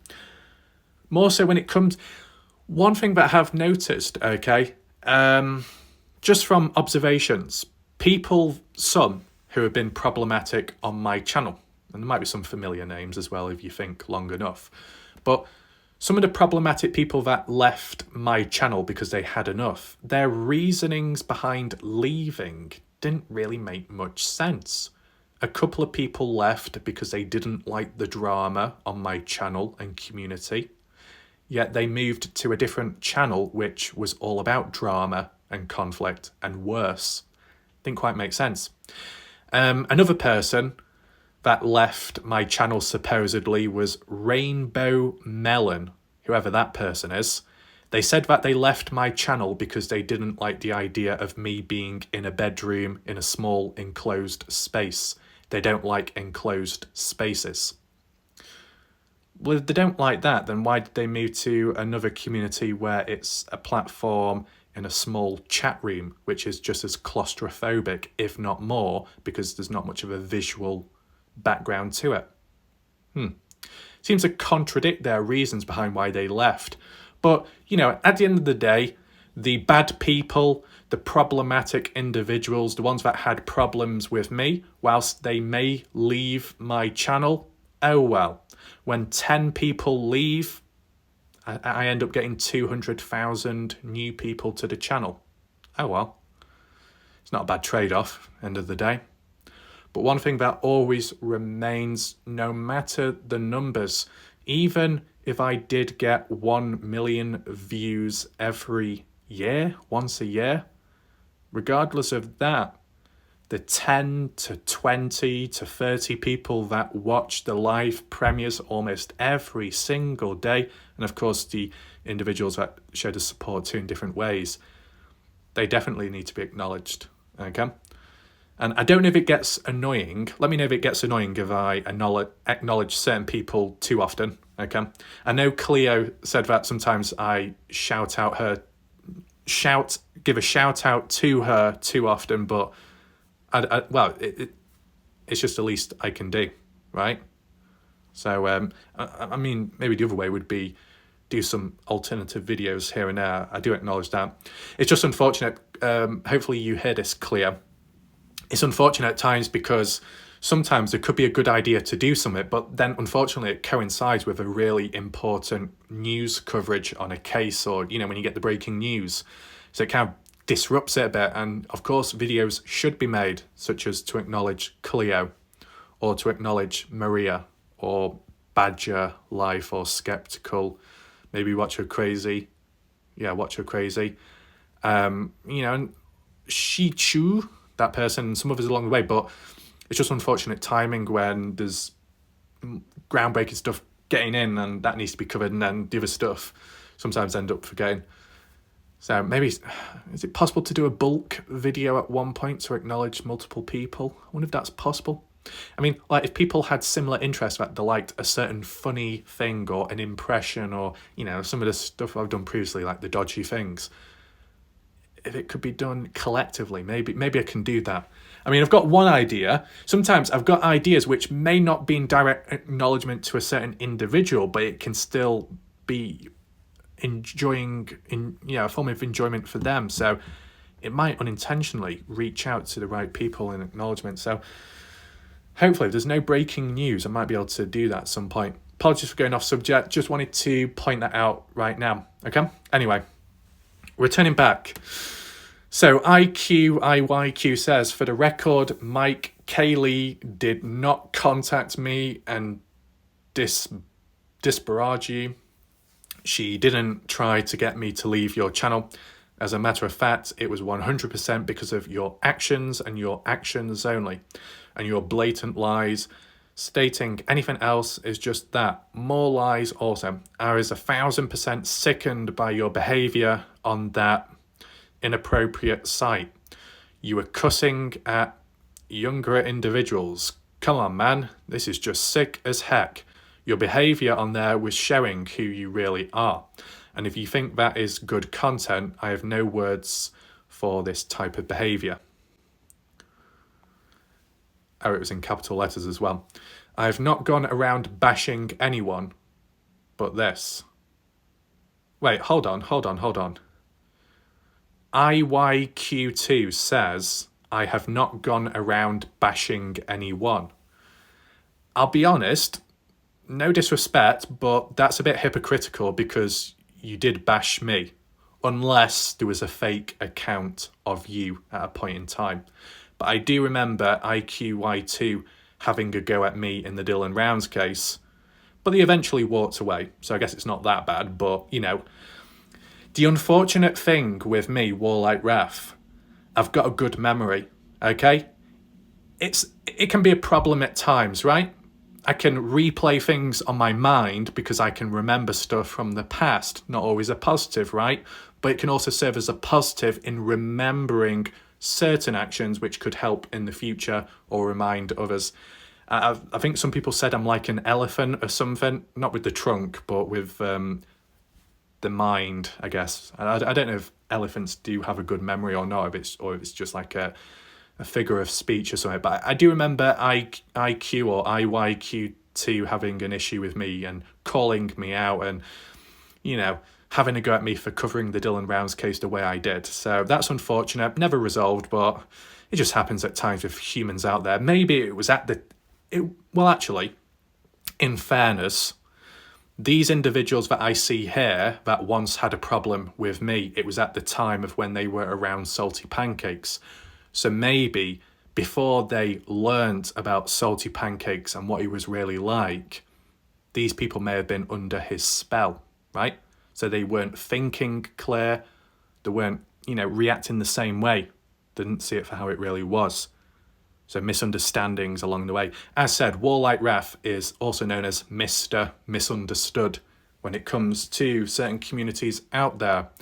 But along the way, people eventually understand, but hardly anyone apologises, which, it's one of those things. But I think sometimes, just in general, the reason why at times humans won't apologise to another individual because it's a one-way street. Sure, if two people mess up and, call each other out and make mistakes, it's easier to apologise. 50-50, I'm sorry for this, that person's sorry for that. But when it's all one-sided where one individual F's up, the other one does nothing wrong, the one that F's up completely doesn't want to admit that they're 100% in the wrong. It could be considered an ego thing, an issue there, mentally. But that's going off on elsewhere. But as I said, from one's own experience, people are less likely to apologise to me than other situations because I keep to myself, I do my own thing. It's that trouble comes calling, comes knocking towards me, and I've got to defend myself, which some people don't like, which seems very silly, not advocating self-defence, but it's just one of those things. But anything else to acknowledge here? I have not gone around bashing anyone. Debatable, but this Hurting a woman and a family, that is hurting from the worst thing that could ever happen to a parent. Wake up, people. Stop being part of this. Take your control back. I don't care who you follow or interact with, but when it hurts people for their benefit, walk away. You people are smarter than this. Posting here that you care, come on. If you care, you would have walked away a long time ago. Stop being a part of it. Be an adult and walk away. Ashley, I'm sorry that you and your family were brought into this conversation. Alex was a human being and loved by many. Too bad all these folks have blinders on. And for you and your family. Catfish says, you're in my thoughts and prayers. Hopefully you will get some answers you deserve soon. Katie Kang, once known as Diva Puss, I think, says, hugs, positive vibes. Ashley, praying something leads you to your boy. I'm sorry you have to deal with all the other nonsense on top of it. I think Katie originated from Jim Terry's community, if I can remember. Hope you find Alex and family. Yep. Kiana says, Ashley, I'm so sorry that you're going through this. As I stated before, my wish for you is that you will find your son and bring him home. I to agree with what you're crazy. May God bless you and help you bring Alex home. To me, it doesn't matter what his past history was. He's still your son and missing person. Love to you and family. And what you're crazy has said, we've seen that and acknowledged that comment there. Okay, so the aim was to look at these responses of individuals from the Alex Easterling case to see what they think of the Salty Pancake situation. And I think for most part of it, just about everyone here agrees that Salty Pancakes has messed up and is causing trouble to the case. Now, do I agree with it myself? I mean, it seems like that is the case. I can't say 100% for definite, not because I support Salty Pancakes, but simply because I don't have much of a right to talk too much in the name of the Alex Easterling case out of respect for the Alex Easterling case and the mother, because I've not sunk my teeth into this. I am considered an amateur within this case because I've just not looked at it deep enough, unlike some. Kaylee is more experienced in this case, and of course the mother too, because she's been dealing with it since day one. If it was a matter of the Kenny Veach case, well, I don't consider myself it, but others have. I'm regarded as the M-Cave expert. So an expert of the Kenny Veach case because I've covered it quite some time. Now, I've noticed Salty Pancakes has encroached onto that area of a missing person situation. So what I can at least do here is share my side of the story from my experience of Salty Pancakes and how he went about things over there. Okay? Let me share that with you right now. And, let me know what you think about it. So my time covering the missing person case of Kenny Veach from Las Vegas, Nevada, disappearing in the Mojave Desert. I learnt about the case 2015, listened into it on and off up to 2020. And that's when I made the decision randomly to cover a video on it. And I branched off from there for over 2+ years and still going till this day. A lot of coverage. I've uploaded over 300+ videos on the Kenny Veach case. I've uploaded 430+ videos on the Dylan Rounds case. You get the picture, okay? Very consistent. On a small amount of cases, it just works best for me to be able to keep up with everything without getting too confused between them. But my time covering the Kenny Veach case, considered as an expert by others, I just consider myself as a human covering the case out of interest and making sense of it as one goes along. You could argue that the true experts are the boots on ground individuals that are very hands-on and full-on in terms of searching. But I do also acknowledge and agree that at times, some people will abuse that claim, that people out there will use the free pass card saying, those that are boots on ground have the free pass card with their opinions and thoughts that they're valid, but anybody else that doesn't do boots on the grounds, their thoughts and opinions are invalid. People do go to that extreme. I think that's a bit too far. I think people that go boots on ground out there is good, and people that are like researching in the background online and putting in the effort, of course, that's just as important. One can complement the other and vice versa. So with my style and coverage on the Kenny Veach case, I was able to incorporate a bit of that into the Dylan Rounds case. Maybe it triggered people along the way. But one thing for certain, when I went from the Dylan Rounds case community back to Kenny Veach, a few people followed, okay? Or a couple did, audience members. and maybe the likes of Salty Pancakes temporarily, I guess. But this is just where I share my experience, okay? So I think I did the odd Kenny Veach live premiere. Salty Pancakes chipped in saying this is a conspiracy, it's a cover-up, it's all a big distraction, just like everything else going on in the US. And I'm thinking, oh no, not again. Salty Pancakes, missing person, conspiracies, trafficking, scarecrows, potatoes, loose in pond. Oh, it's going to happen all over again, right? You know what I'm saying? One of those situations, psyops, crisis actor. Salty Pancakes, I think, yeah, Salty Pancakes previously accused me of being a crisis actor in the Dylan Rounds case. I'm surprised he didn't start saying that I look like Dylan Rounds or something, like how some people did. Yeah, a little bit dodgy, right? But things like that, okay? And when I noticed it in the Kenny Veach case, after something that I've covered for so long, and then someone like that comes on in, and it can apply to audience members as well, the odd ones that come on in, and you think, do you actually know what you're talking about, in all fairness, okay? You got a person here that's been doing it since 2015, long time veteran in terms of that aspect. And then some other person just rushes on in and says, conspiracy, conspiracy. It's all planned, pre-planned, it's all a distraction from the mind and the state of the US. And it's like, calm down, okay? And at times, it did seem a bit silly the way Pancakes was telling me this and telling me that. He wasn't speaking with me, he was talking at me, right? Telling me to think this and to know that. And it's like, whatever you're trying to tell me, I've probably already covered in previous videos. You know, if you suggesting that Kenny Veach planned his disappearance and there's evidence to support that, or evidence to suggest he's still alive, and there's like dodginess going on with certain family members or the brother, you know, or the sister, whatever. I've already documented that on my channel.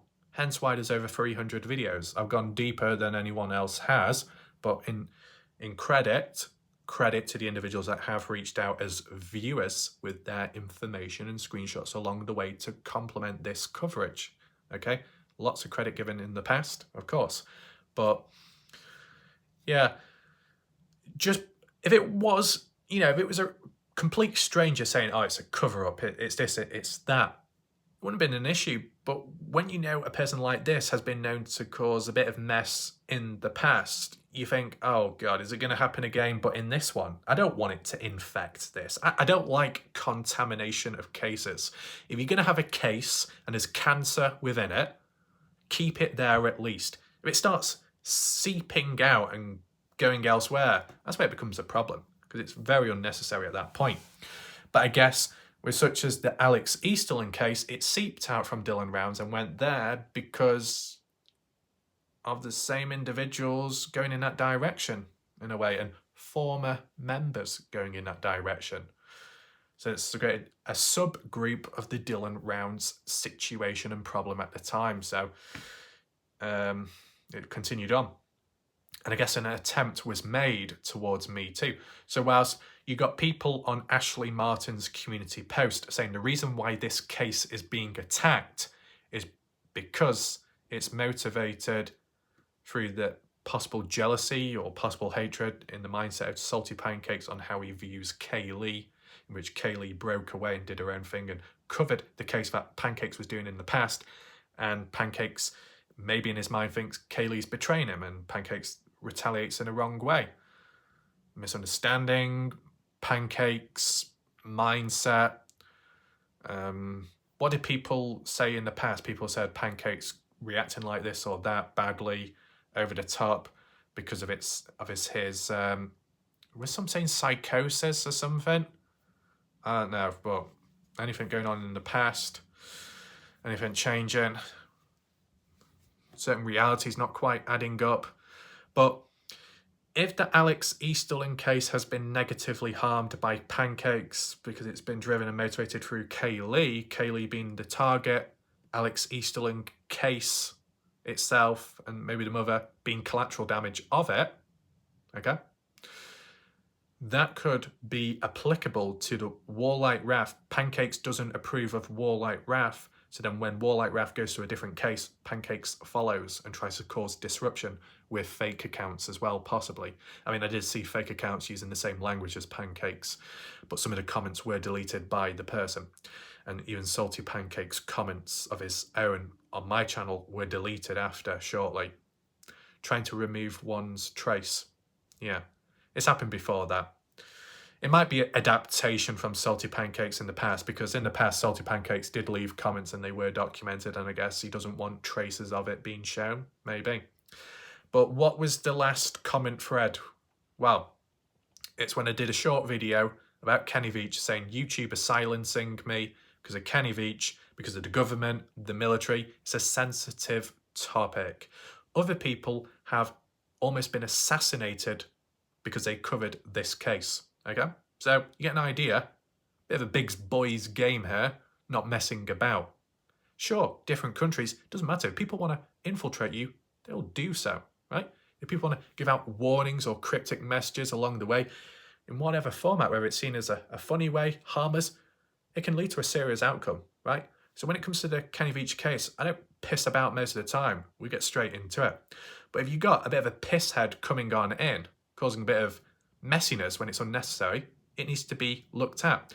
Just like when we had the Gene Lovkovsky claiming to be a part of the search and rescue, turned out to be a fake, right? It was documented, it was recorded along the way, right? So with Salty Pancakes, what Salty Pancakes did in the Dylan Rounds case in the early days was done somewhat well. He provided, material of the area. He documented it. That was done good. But Salty Pancakes' own behaviour is what let him down over time, and then that became the downfall. Now, someone like Indiana that sees it from more of a empathetic viewpoint, if that makes sense to you, if not empathy. With Indiana 59 demonstrating a form of empathy towards people out there, Indiana could highlight and understand why Pancakes was the way he is because of the past, what Pancakes has been through, how it might have impacted him psychologically speaking. So he now acts out. He retaliates when he doesn't need to or when he shouldn't. All I would say in response to all of that, okay, excuses or not, if there are other people around Salty Pancakes in real life, shouldn't they be doing something to help Pancakes? Because if not, are they part of the problem, right? Just a little pointer, just a little pointer suggestion. If Salty Pancakes is considered ill psychologically, what about the wife? Has the wife stepped in to pull Salty Pancakes back into reality, or to say, hey, maybe you should leave it for a bit, or let's intervene in some way? Because what I'm seeing here is similar to the Kenny Veach case, okay? Kenny Veach was supposedly mentally ill, with some kind of psychological issues. Sharon Pilgrim, the girlfriend, or the ex-girlfriend, however you want to refer it to, someone that supposedly cared about Kenny Veach, didn't really do much to help Kenny in certain ways, right? Sharon Pilgrim, quite successful in property, I believe, money as well, financially, and as well a mental health expert, yet failed to intervene and help Kenny, which then led to Kenny going off the rails, supposedly, and then supposedly committing suicide, right? So where was the intervention? There wasn't much. In Salty Pancake's situation, if he's acting out, there are times where he's genuine and it's fine and it's normal, or in the past at the start, it was somewhat okay, and it's gone rotten, toxic ever since. Why has no one within one's life stepped in to help? If not, and they're on the sideline and they let it happen, is it because they themselves are ill, just like Salty Pancakes, or brainwashed? Just a suggestion, just pointing it out. Not a fact, but a possibility, okay? So, in terms of the last video that was done, when I was pointing out being silenced by YouTube, right? Pancakes left a few comments. Yeah, that was it.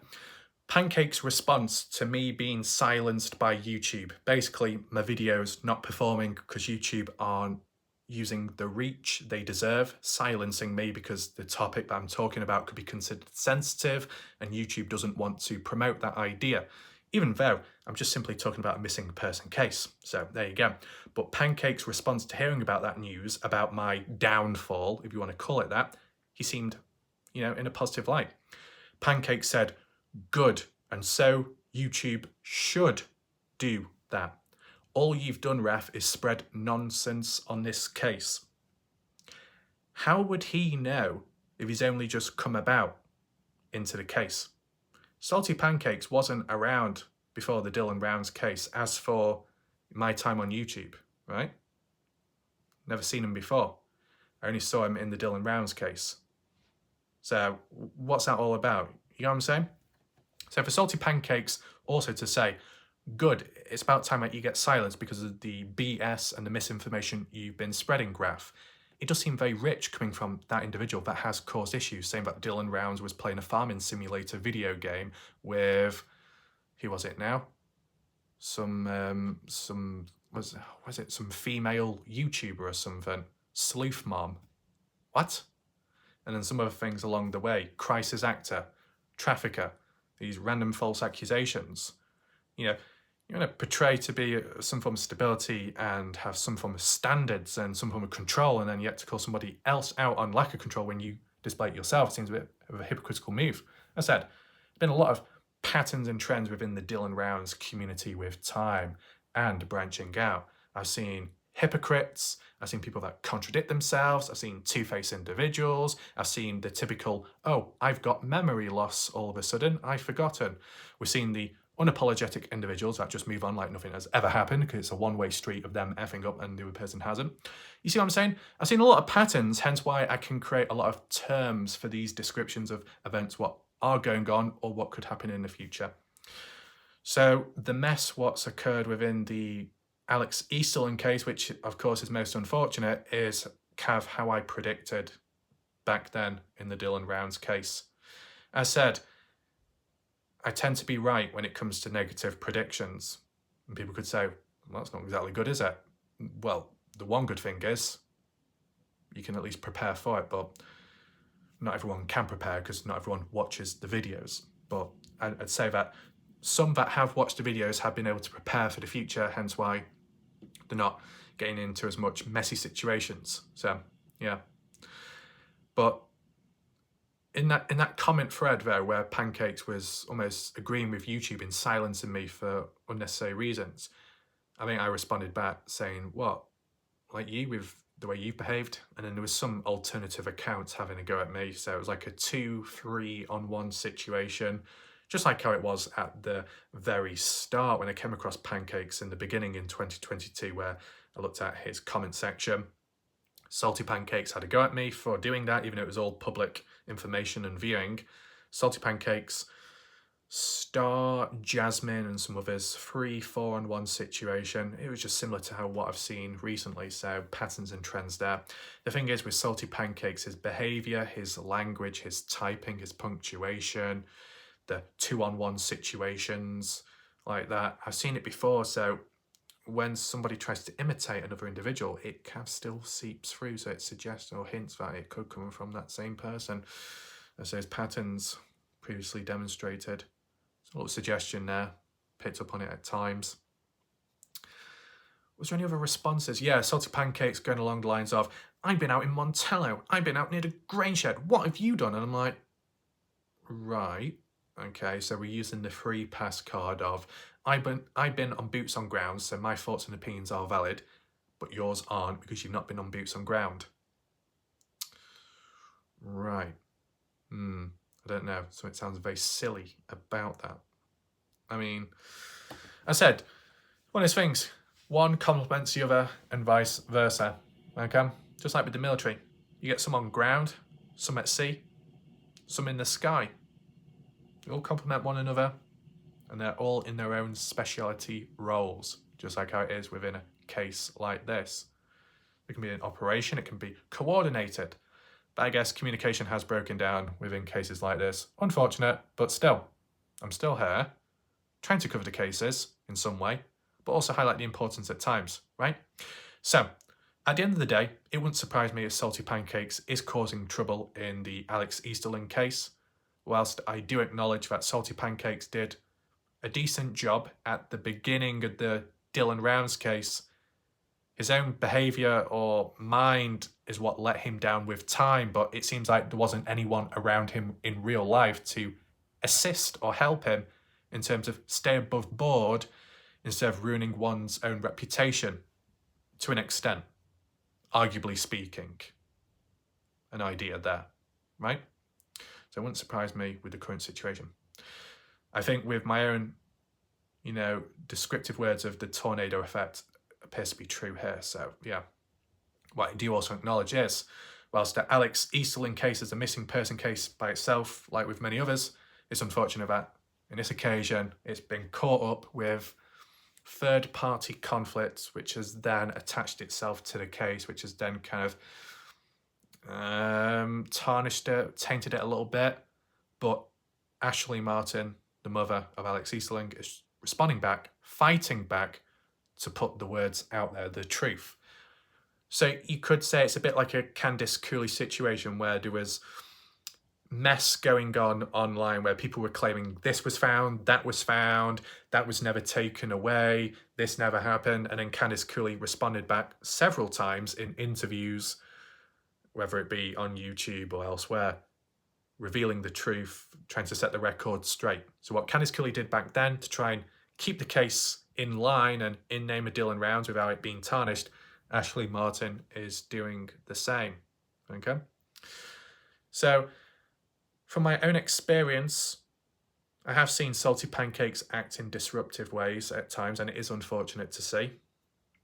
But equally, I have seen audience members just as bad, who may have become better with time, but they still have a past, and that should also be acknowledged too. Okay? Like, if in time I end up going from channel to channel, like how others have, I'll need to make reference and links there, but I just haven't because I've done my own thing, so I can't reference past history there in terms of channels or stuff like that. And I never really pledge allegiance, do I? So I can't really bring up records of that either. Really, the only other thing would be in real life, in high school, way back in the past, friends with a group of people, but more of a follower in the background than at the forefront. So I was kind of like noise in the background, that was it. But then I parted ways and went in a different route. Sounds very boring and minimal, but I'm just trying to give at least one example from my point of view. Hopefully it's enough. But yeah, if at a point in time when there's nothing else going on, I'll try and do a map analysis maybe of the Alex Easterling situation. Okay, as said, my videos at times tend to be longer than others, but it's just the way I do things. It helps with trying to understand it myself. Okay, and it seems to help other people going at a certain pace, right?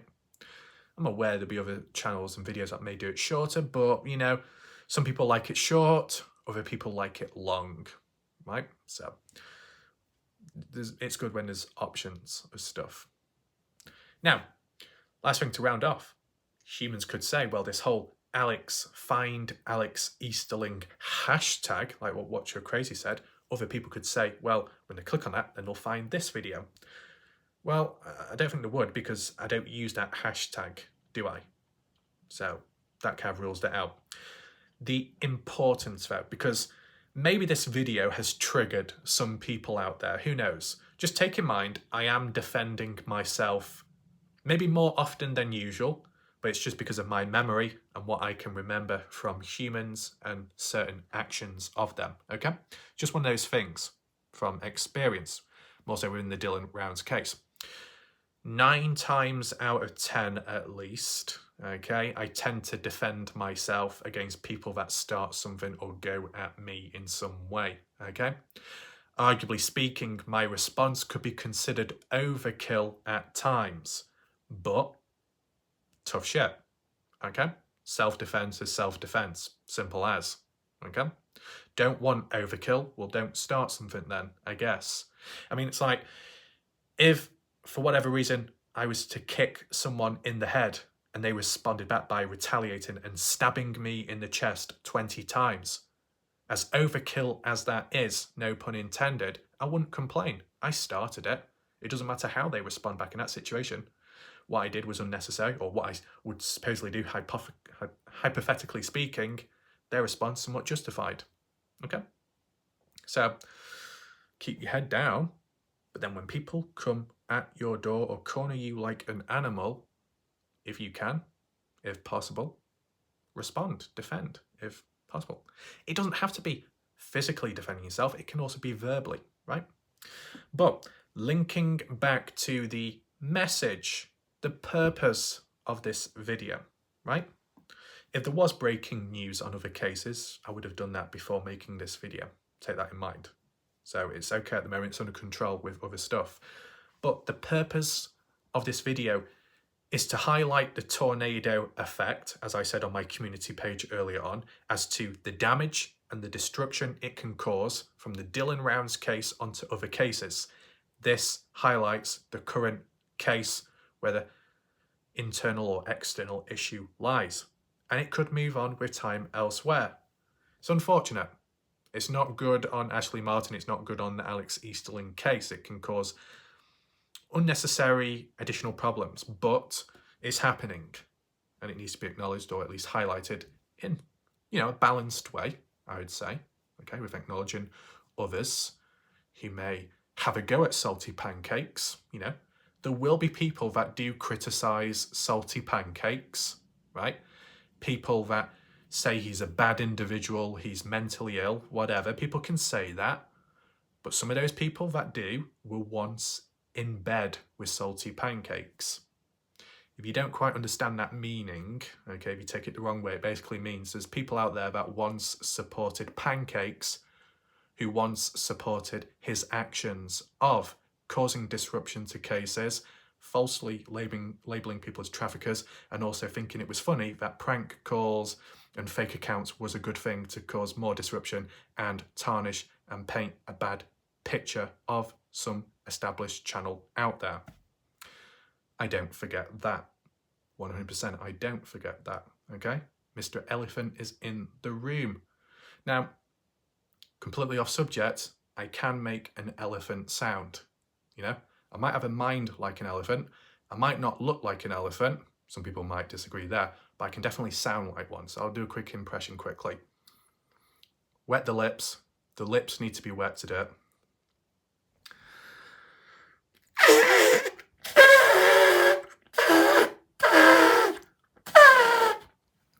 Not the best on the spot, but I think I've got dry lips from speaking. If anyone is dissatisfied with the elephant sound, I'll try and do it at a different point, okay? Sometimes you might need a bit of liquid. Does it sound any better? A little bit rusty at the moment, but it's because I'm too focused and too locked in with, being serious, okay? Sometimes it's hard to switch, right? But besides acknowledging the tornado effect and how it can damage other areas, right? It's just simply showing it from Ashley Martin's point of view, what she had to say about the recent happenings, and trying to set the record straight to the people that might be misinformed with time. And, there's only so many people that will see her response, right? But a video like this, which is external and puts it out there more publicly, it might help, okay? Take in mind, a video will reach out to significantly more people than a community post.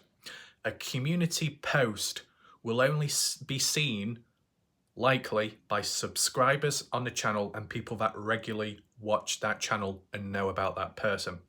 As for the general public out there that might come across Salty Pancakes' viewpoints and elsewhere, and guided possibly in the wrong direction, by the time they come around to this community page, might be too late, right?